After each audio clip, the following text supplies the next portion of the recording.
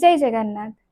आमे सबुबले भाभी थाउ ए दिनटी आम पाई बहुत भल जाता कि आज दिनटा आम पाई बहुत मंगलमय होता कि ए मासटा आम पाई बहुत भल जाता कि ए वर्षटा आम पाई बहुत शुभ होता कि किंतु एक्चुअली सेमिति हुएनी। कोठी ना कोठी जीवन रे संघर्ष रही थाए। केबे हमको नुआ अपॉर्चुनिटी मिलेनी जोटा आमे चाही थांती। कोठी ना कोठी लाइफ रे आमे अप्स डाउन फेस कर थांती। किंतु मोर आज ए वीडियोटी स्पेशली आपण मानक पाई काहे कि ना मु ए वीडियो माध्यम रे चारोटी राशि विषय कहवाक जाऊँगी जो चारिटी राशि एप्रिल मास बहुत भल हेबो बहुत लाभकारी हेबो कारण माँ लक्ष्मी कृपा डायरेक्ट एम मिलवा जाऊँगी। किए ये चारोटी भाग्यशाली राशि मुझे विषय में डिस्कशन करी ता सहित कहबी जदि ये चारोटी राशि मध्य आपण राशि ना आपण भी दुखी हूँ ना कारण आपण एक छोट एवं चमत्कारी उपाय नहीं कि आसी जहाँ करने द्वारा जदि आपण उपाय को विश्वास एवं भक्तिर सहित करुचंती आपण को मध्य माँ लक्ष्मी कृपा अवश्य मिल कथा जिते माँ लक्ष्मी आसे ना तेबे सबु किछि मिले। माँ केवल धन संपत्ति दियंती माँ सबु किछि दियंती धन संपत्ति ऐश्वर्य वैभव सबु किछि दियंती। आमे माँ लक्ष्मी को केवल धन संपत्तिर देवी कहंतिनी माँ कर 8टा रूप आमे अष्टलक्ष्मी को मध्य पूजा करथांती। तेबे जो मानको ऊपर माँ लक्ष्मी कृपा रही थाए तेबे कोनोसी परिस्थिति रे सेमानको कोनोसी परिस्थिति रे मध्य काहा घरे हाथ पतिया को पड़ी न थाए।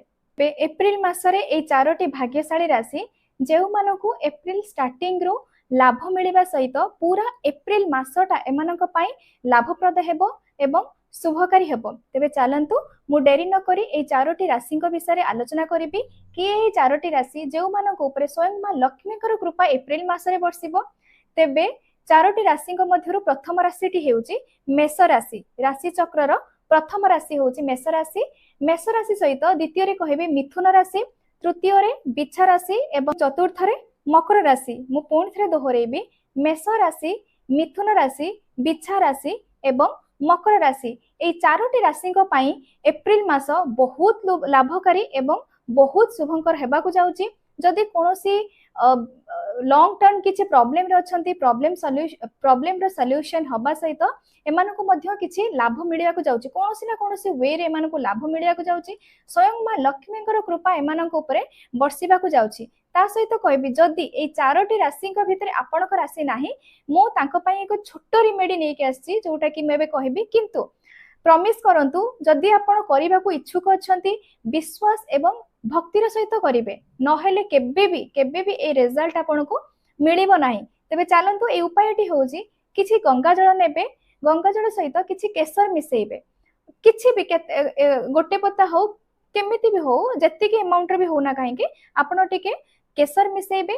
पुणी थे कहबी गंगा जल सहित टिके केसर मिसेइबे एवं एई रिमेडीटा आपण एप्रिल 1 तारिख रे करिवे। आ समय होउची संध्या 6टा रु 8टा भितरे संध्या समय 6टा रु 8टा भितरे एप्रिल 1 रे आपण रिमेडी करिवे।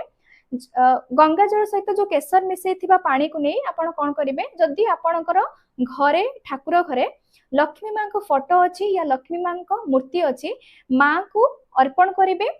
जदि भी आपण घरे माँ लक्ष्मी फोटो या मूर्ति नाही आपण मंदिर जाइकी मध्य एई उपायटी आपण करि परिबे।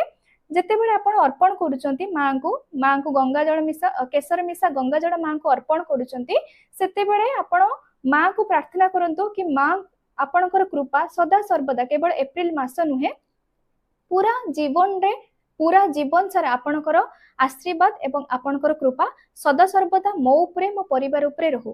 तेबे एमिति आपण प्रेयर माध्यम रे माँ को जणैबे अर्पण करि सारला परे से जड़ को आनी कोन करिवे ना टिके आनी आपणकर मथारे माने तिलक करिवे। 3 थर करंतु थरे करंतु जेमिति भी आपणकर इच्छा आपण तिलक करंतु। तिलक कर साला परे पुणी थे हाथ जोड़ी माँ को प्रार्थना करिवे कि माँ को आशीर्वाद सदा सर्वदा आपण को उपरे एवं आपणकर परिवार उपरे सदा सर्वदा रहू आपणकर जीवन मंगलमय हो। तेबे भक्तिर सहित एवं विश्वास सहित ए उपायटी आपण एप्रिल 1 संध्या 6टा रु 8टा भितरे करंतु। निहाती भाबरे आपण को माँ लक्ष्मी कृपा मिलिबा सहित आपणकर जीवन मंगलमय एवं शुभमय हेबो। जदि मोर वीडियोटी आपण को पसंद आस्ताए निहाती भाबरे लाइक शेयर एंड सब्सक्राइब करिवे आपणकर जीवन मंगलमय हो। जय जगन्नाथ।